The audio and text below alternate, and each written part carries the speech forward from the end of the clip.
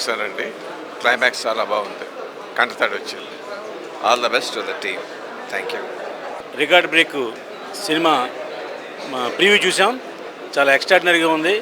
ఈ సినిమాలో హీరోలు, హీరోయిన్లు, క్లబ్ డ్యాన్సులు అలాంటివి ఉండవు.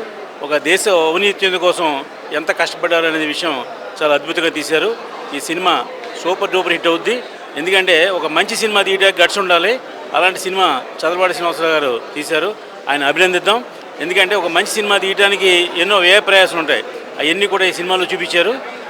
ఒక దేశం కోసం ఒక అమ్మాయి ఎంత కష్టపడింది, ఈ చంటి బండి అనేవాళ్ళు ఎలా గొప్పవాళ్ళు అయ్యారనేసి ఒక తీతో తీసిన కథ కాబట్టి దీంట్లో ఫైట్లు కానీ హీరోలు కానీ ఉండరు. సినిమా సూపర్ హిట్ సినిమా అని చెప్పి మరొకసారి తెలియజేస్తున్నాను. All the best. రియల్గా అసలు ఇప్పుడు సినిమా చూసి డైరెక్టర్ గారికి ఒకసారి ఇలా సెల్యూట్ కొట్టి వచ్చేసాం. అంత కన్నుల పండుగగా ఉన్న సినిమా, నిజంగా రికార్డ్ బ్రేక్ ఈ సినిమా. అన్ని సినిమాలను బ్రేక్ చేసి పెద్ద హిట్ సినిమా ఇది. సార్ బ్యానర్లో వచ్చిన బెచ్చగాన్ని కూడా మించి హిట్ అయింది ఈ cinema. All the best team అందరికీ.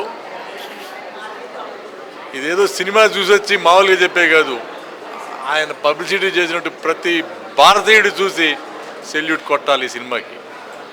చాలా గొప్పగా తీశారు. ఎక్కడ సినిమాలో బోర్ అనే పదానికి అర్థం లేదు అసలు. సూపర్. మళ్ళీ మళ్ళీ చెప్పుకుంటే దిశ తగిలిద్దేమో, అంత గొప్పగా ఉంది. రికార్డ్ బ్రేక్ అవుతుంది ఈ సినిమా.